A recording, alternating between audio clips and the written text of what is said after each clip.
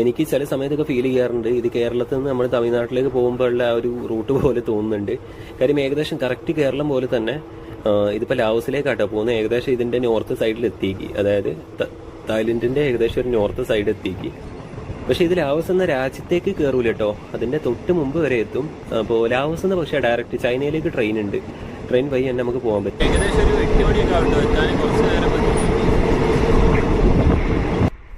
പിന്നെ നമ്മളിങ്ങോട്ട് സിറ്റി ഇങ്ങോട്ട് കഴിഞ്ഞാലേ, ഞാൻ ഫസ്റ്റത്തെ വീഡിയോയിലെ പറഞ്ഞിട്ടുണ്ടായിരുന്നു, ബാങ്കോങ് സിറ്റി ഇങ്ങോട്ട് കഴിഞ്ഞാൽ പിന്നെ നമുക്ക് പക്ക അങ്ങനത്തെ സ്ഥലങ്ങൾ മാത്രമേ കാണാൻ പറ്റുന്നത്. ഇങ്ങനെ കാണുമ്പോൾ നമ്മുടെ നാടും ഇതുമായിട്ട് വലിയ വ്യത്യാസമൊന്നുമില്ല. തായ്ലൻഡ് പുരോഗമിച്ചെന്നൊന്നും നമ്മൾ പറയൂല.